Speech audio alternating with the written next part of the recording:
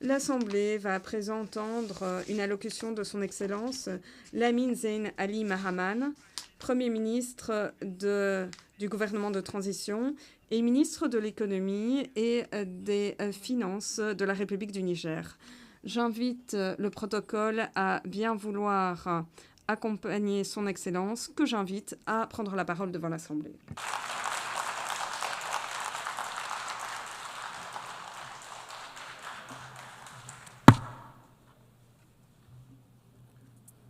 Bismillahirrahmanirrahim. Wa sallallahu ala nabiyil karim. Excellences, Mesdames et Messieurs les chefs d'État et de gouvernement, Mesdames et Messieurs les chefs de délégation, Madame la Présidente, Mesdames et Messieurs, j'ai l'insigne honneur de vous délivrer au nom du peuple nigérien souverain les salutations et le message de son Excellence le général d'armée Abdrahmane Chani, président de la République du Niger, chef de l'État. Permettez-moi tout d'abord de vous adresser, Madame la Présidente, mes sincères félicitations pour votre élection à la présidence de cette 80e session de l'Assemblée générale des Nations unies. Le Niger vous assure de son plein soutien dans l'accomplissement de votre mission. Je tiens également à saluer l'engagement et le leadership de votre prédécesseur dans la conduite de la 79e session. Madame la Présidente, Messieurs, avant de rentrer dans le vif du sujet, je voudrais dire que le Niger soutient le discours prononcé au nom de la Confédération des États du Sahel à cette même tribune par mon frère et ami, son Excellence Abdoulaye Maïga, Premier ministre du Mali, hier, le 26 septembre 2025.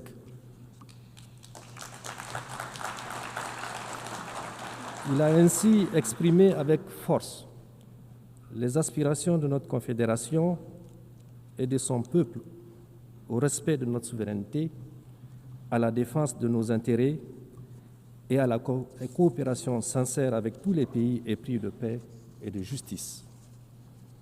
Madame la Présidente, Mesdames et Messieurs, je tiens solennellement à exprimer ici la volonté du peuple nigérien souverain, à travers son gouvernement, à entretenir des relations amicales et de coopération avec tous les gouvernements et des peuples épris de paix et de justice. Cela dans le respect des valeurs et principes définis par la Charte des Nations Unies de notre souveraineté et de nos intérêts. Comment d'ailleurs peut-il en être autrement quand on sait que tout au long de leur histoire, les peuples de l'espace nigérien et du Sahel en général, riches de leur grande diversité sociale et culturelle, ont toujours su puiser dans leurs valeurs ancestrales pour tisser des liens séculaires et coexister harmonieusement entre eux et avec leurs voisins. Parmi ces valeurs qui fondent notre lien social, notre unité et nos aspirations communes, figurent en bonne place le brassage interethnique et la parenté à plaisanterie, le respect de l'altérité, la tolérance religieuse, la solidarité, la paix. Tout au long de notre histoire, nous avons renforcé le brassage entre les populations Hausa, Zerma, Peul, Touareg, Kanouri, Gourmanché, Toubou, Arabe, Boudouma. Ce brassage nous a permis de créer des liens de sang et des alliances indestructibles entre les Nigériens. Madame la Présidente, Mesdames et Messieurs, vous pouvez le constater aisément, le peuple nigérien, les peuples du Sahel, donc, ont une grande tradition de vivre ensemble dans la diversité, la solidarité, la paix et la cohésion.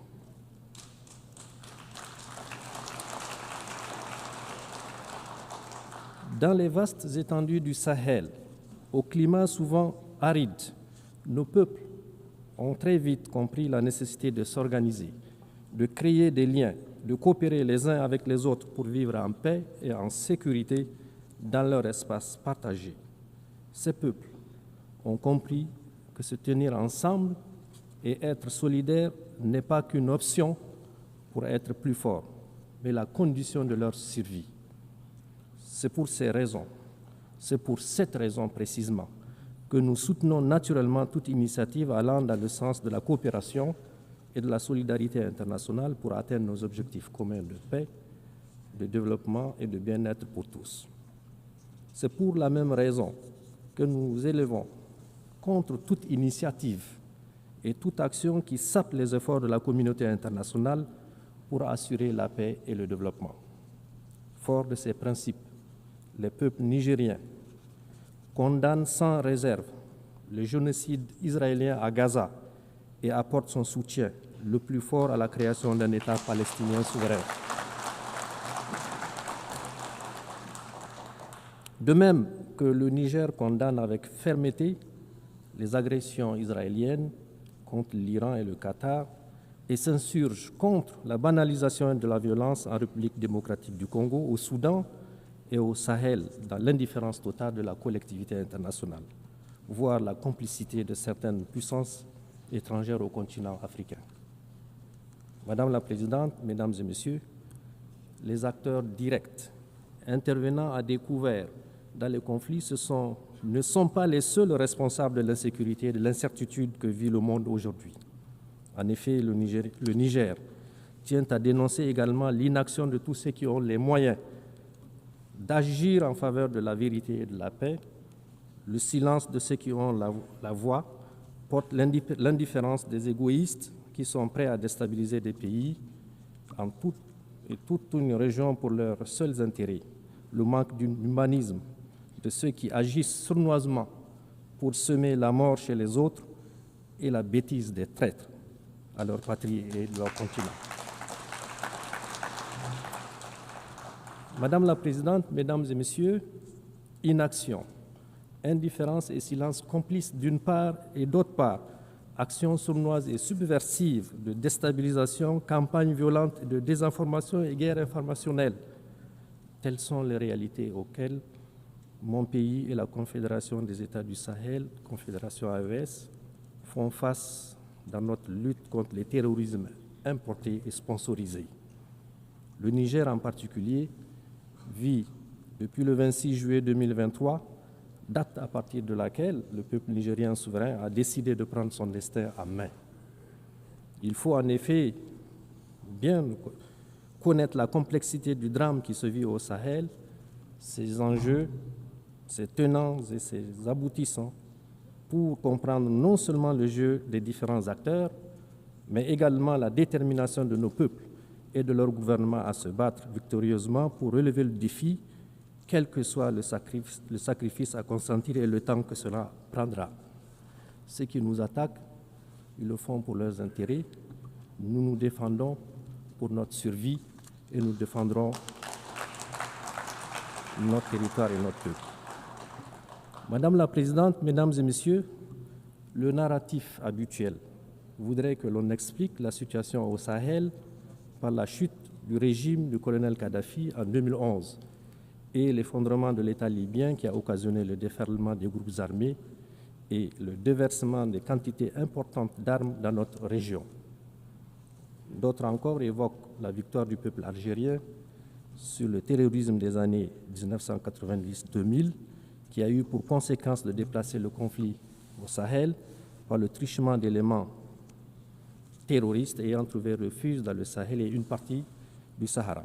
À cela, il faut ajouter le fait indiscutable qu'au fur et à mesure que les armées des puissances occidentales s'installent dans les pays du Sahel, notamment au Mali, au Niger et au Burkina, pour prétendument les aider à y faire face, l'on a assisté à une extension et à une densification tout aussi progressive du phénomène terroriste dans la région.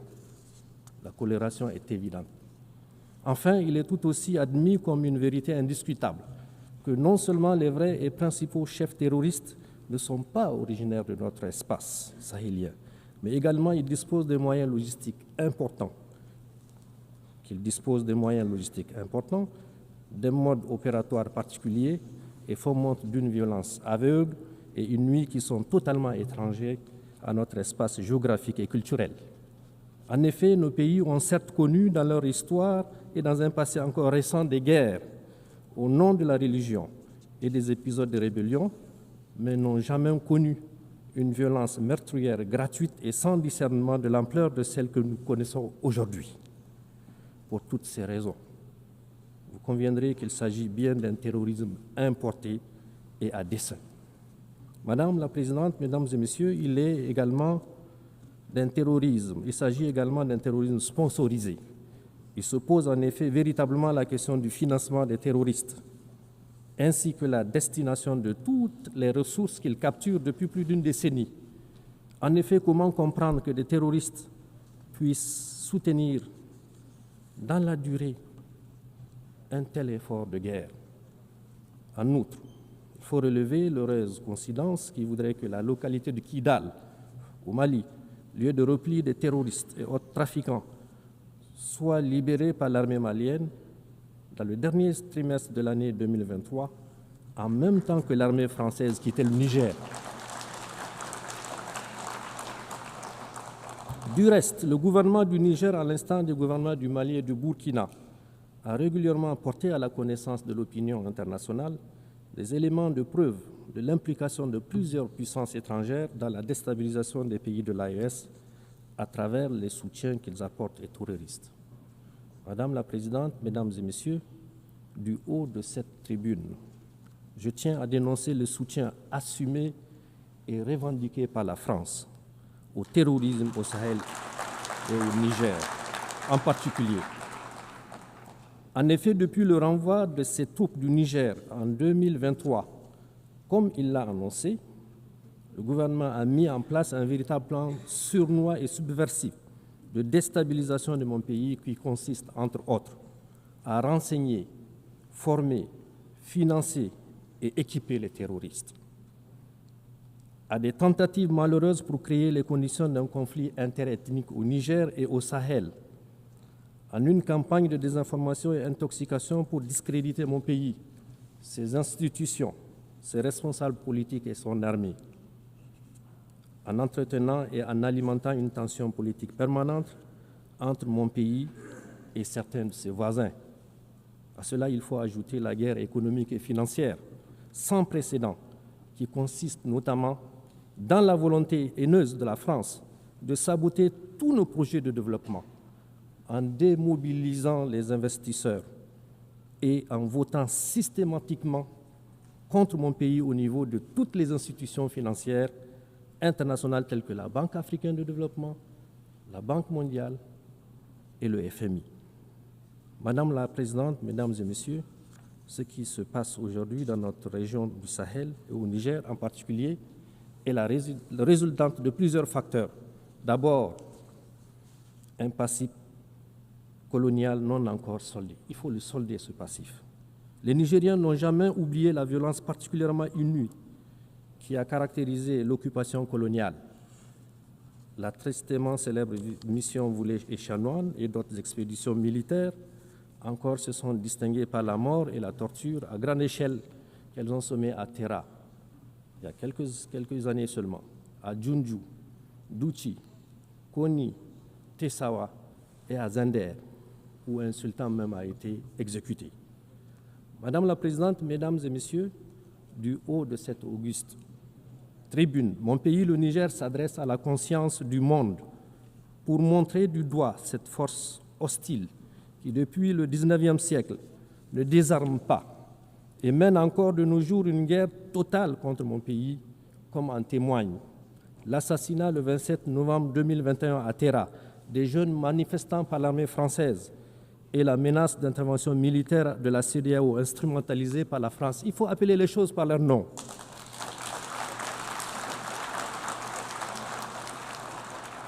Le terrorisme abject commandité par ce pays qui commet des crimes odieux dans l'espace AES, notamment celui de Fambita, où le 21 mars 2025, 44 fidèles musulmans ont été froidement exécutés en pleine prière de vendredi. Cette tribune m'offre aussi l'occasion de rendre un hommage et d'avoir une pensée pieuse pour tous nos soldats tombés et les civils assassinés par les balles de nos ennemis. Ces crimes nous rappellent d'ailleurs ceux commis par la France au Niger depuis 1899 et qui saignent encore dans notre mémoire collective. Au nom du droit de l'homme, je parle des victimes innocentes de la mission Afrique centrale, je parle des villes et des villages pillés et incendiés, je parle des carnages de Djoundjou et de Lougou, je parle des villes martyrs de Kouram-Kalgo, où la population a été entièrement exterminée, de Birnioukoni, où plus de 7000 morts ont été jetés dans des fosses communes. Je parle au nom des femmes enceintes, éventrées, et des fœtus jetés en pâture aux charognards. Je parle au nom des femmes violées et des fillettes pendues. Je parle au nom des hommes fusillés et des résistants décapités. Au nom de mon pays, le Niger, je demande solennellement à la France de savoir, de faire devoir de mémoire, de faire devoir de mémoire et de reconnaître ces crimes, de reconnaître ces crimes, de reconnaître ces crimes. À ce sujet, d'ailleurs, le général Tchiani a mis en place une commission d'experts, d'universitaires et des scientifiques pour étudier cette période sombre de notre histoire et écrire l'histoire véritable de notre pays afin de rétablir les faits, de rétablir la vérité, nous réapproprier notre histoire et de donner à notre grand peuple toute sa dignité. Ensuite, le pillage de nos ressources au détriment des Nigériens et de l'environnement. En effet, un demi-siècle d'exploitation, l'uranium n'a apporté aux Nigériens que misère, pollution, rébellion, corruption, désolation et aux Français, prospérité et puissance. Vous allez à Arlit aujourd'hui, toutes les nappes phréatiques sont contaminées. C'est inacceptable.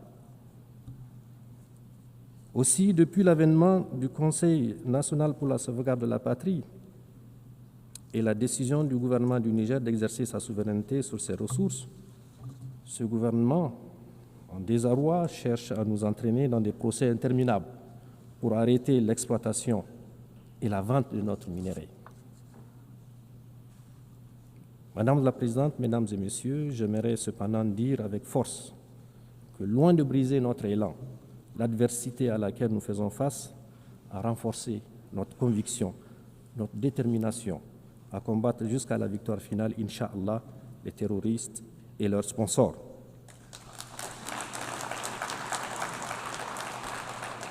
Nous pouvons d'ores et déjà nous réjouir de certains résultats structurants réalisés. Ce que le peuple nigérien a réussi depuis le 26 juillet 2023 avec la prise de pouvoir par le CNSP, c'est d'inscrire notre pays dans une nouvelle trajectoire qui, cette fois-ci, est porteuse d'espoir. Ce que nous avons réussi, c'est de renvoyer de notre pays, sans haine, ni violence, ni rancune, les forces qui entravaient notre souveraineté et empêchent nos forces de défense et de sécurité de monter en puissance pour accomplir efficacement notre mission. La doctrine des soldats nigériens, des militaires nigériens, on ne devrait recevoir aucun soldat sur notre territoire. C'est une mission qui nous revient à nous. Ce que nous avons réussi, c'est de dénoncer tous les contrats, textes législatifs, traités et conventions injustes qui ne vont pas dans le sens de l'intérêt de notre peuple et de notre pays. C'est un signal fort pour tous ceux qui ont l'habitude et l'intention de piller le Niger que désormais notre pays défendra ses intérêts sans complaisance et avec tous les moyens à notre disposition. Ce que nous avons réussi, c'est l'affirmation de notre souveraineté sur nos ressources naturelles longtemps spoliées et pillées par des puissances étrangères, avec la complicité, malheureusement, de certains de nos compatriotes. Ce que nous avons réussi, c'est l'unité de notre peuple sur des questions d'intérêt national. Désormais, tous les Nigériens regardent dans le même sens, dans la même direction, celle qui préserve l'intérêt supérieur de notre pays. Les Nigériens ont compris que la bataille qui se mène est une question collective, d'où l'émergence spontanée d'une nouvelle devise populaire, la Boussanino en germain, Zanchankasane en Hausa, Hale Leidino en Fulfulde, ce qui signifie qu'il s'agit là d'un enjeu véritablement national. Ce que nous avons réussi, c'est de réveiller le patriotisme et le bâtisseur de nations qui dort en chacun d'entre nous. Les Nigériens, longtemps foulés aux pieds par des individus au service des intérêts personnels, se disent aujourd'hui qu'ils sont des partisans de cette souveraineté qu'il faut absolument défendre.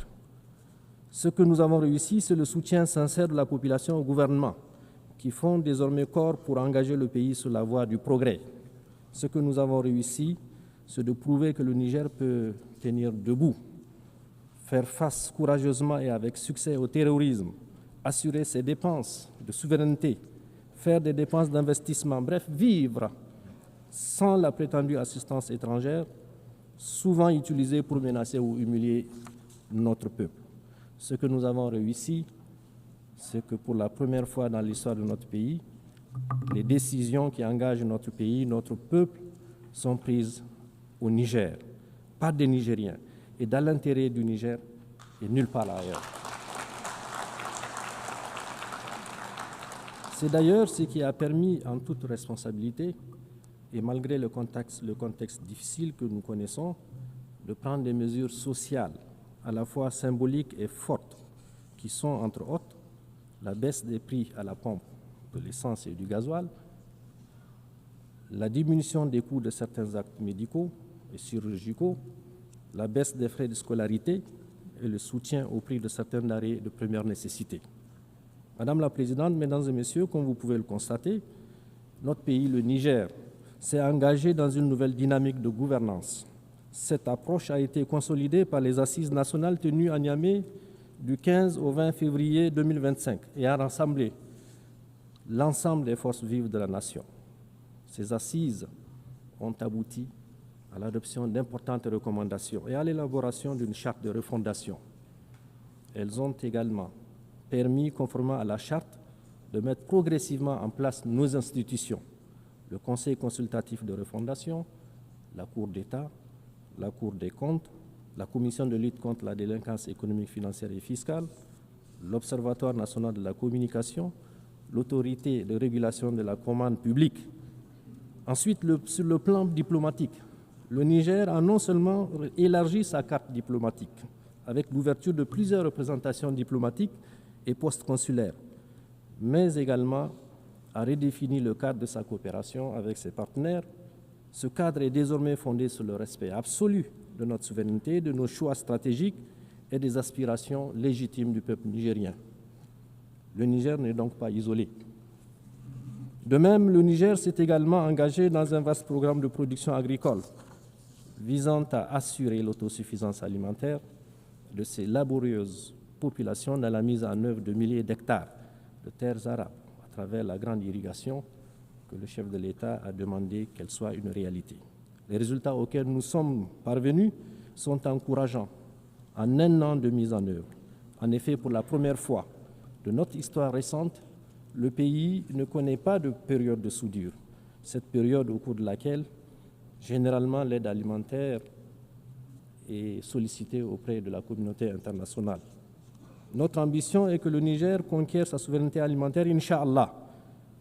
Nous ne demanderons plus d'aide alimentaire pour nourrir nos populations.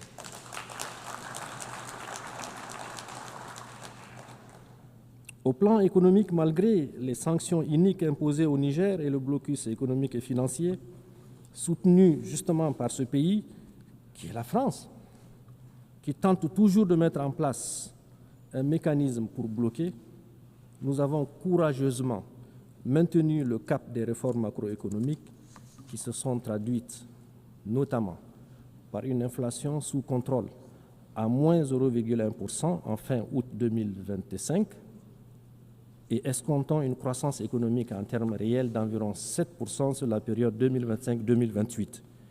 En outre, notre déficit budgétaire, qui était de 5,4% du PIB en 2023, sera, Inch'Allah, contenu à 3%. Déjà, on a les résultats à la fin de l'année 2025. Enfin, des efforts considérables sont déployés pour améliorer notre profil d'endettement. Madame la Présidente, Mesdames et Messieurs, relativement à la question des droits de l'homme, le Niger réaffirme son attachement aux instruments juridiques internationaux auquel il est parti. Toutefois, il dénonce avec force l'approche différenciée et sélective observée dans l'application des principes des droits de l'homme par certains pays dont le seul but est de nuire à l'image de nos États. Aussi, je tiens à annoncer de vive voix que le Niger et l'ensemble des pays de la Confédération AES, profondément attachés au respect de la dignité humaine et à l'épanouissement de leur population, n'acceptent d'aucune façon en la matière de la part de quelques entités que ce soit, qu'on nous impose quoi que ce soit.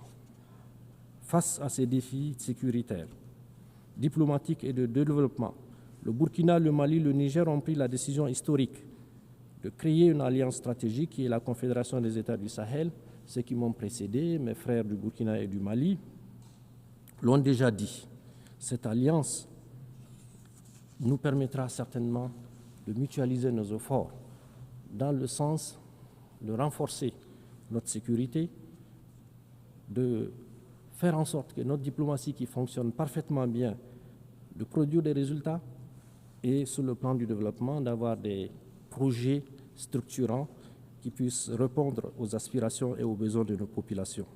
Dans ce cadre, comme je l'ai dit, nous coordonnons nos politiques et construisons ensemble notre avenir avec nos propres idées, nos propres moyens et sur des valeurs ancestrales, dans un espace qui sera, Inch'Allah, débarrassé de toute forme de menace.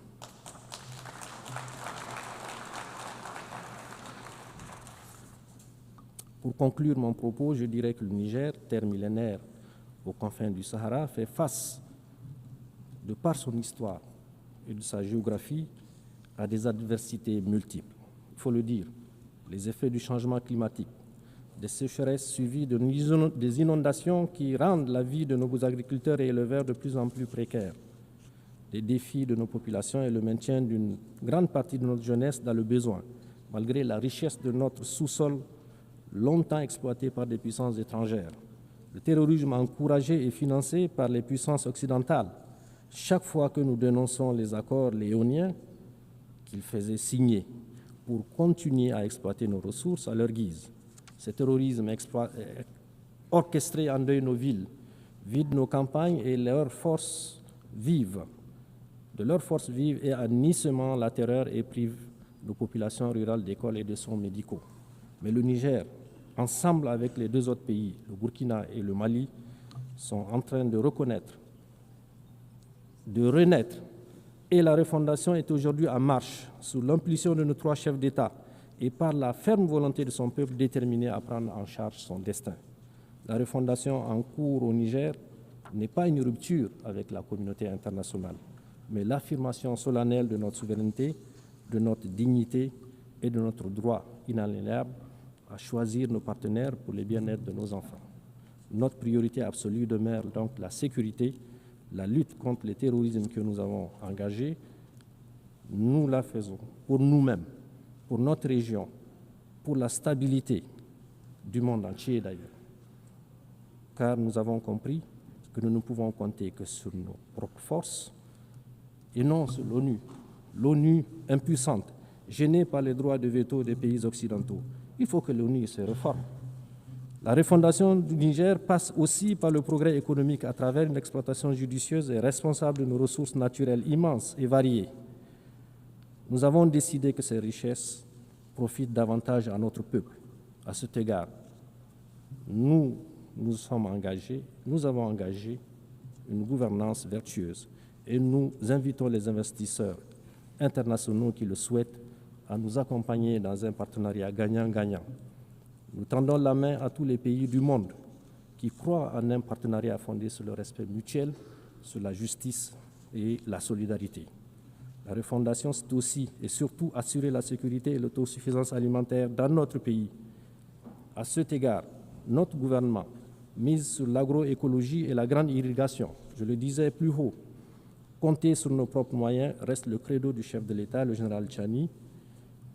Madame la Présidente, nous croyons encore au multilatéralisme qu'on voit pour relever les défis globaux. Cependant, cette valeur doit être réformée pour être plus exclusive, inclusive et plus juste. L'Afrique doit avoir sa place, la place qui lui revient dans les instances de décision internationales, y compris au Conseil de sécurité. La voix de l'AES doit être entendue lorsqu'on discute de la paix dans le monde. Nous avons notre partition à jouer. Travaillons ensemble à bâtir. Travaillons ensemble à bâtir un monde plus juste, plus équilibré, plus résilient. Un monde où la sécurité n'est pas le privilège de quelques puissances, mais le droit de tous les pays, qu'ils soient grands ou petits. Un monde où la vie de chaque nation compte sans aucune discrimination et où les cris des peuples sont entendus. Mesdames et messieurs, je vous remercie au nom de mon pays, le Niger et de l'AES.